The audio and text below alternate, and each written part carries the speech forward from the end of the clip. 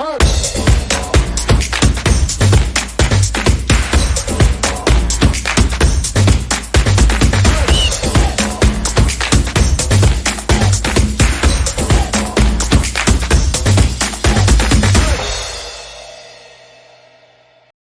welkom by Woensdagwoorde. Dis my aangename voorreg om weer so 'n bietjie saam met u te kuier. Ons het Pinkster afgesluit en wat 'n belewenis was dit nie. Maar wat nou voor lê is ook 'n groot onderneming. Dit word genoem Koninkrykstyd. En eerskomende Sondag begin ons Koninkrykstyd met wat genoem word Drie-eenheid Sondag. By Drie-eenheid Sondag dink ons na oor die Vader, die Seun en die Heilige Gees. Die Vader met sy omvattende groot liefde vir die wêreld, die Seun met sy verlossingsdaad aan die kruis, die Heilige Gees wat uitwys na Jesus, ons herinner aan Jesus se woorde, en ons natuurlik uitstuur in die wêreld.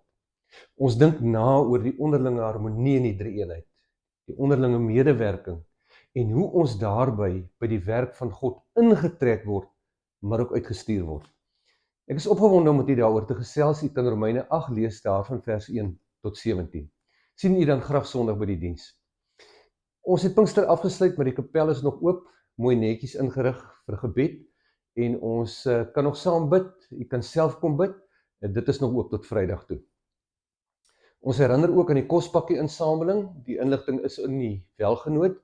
U kan sien wat alles benodig word. Hierdie tyd van die jaar help ons ander gemeentes, ons help by DISA, en hier in die wintertyd word baie maag gevoed.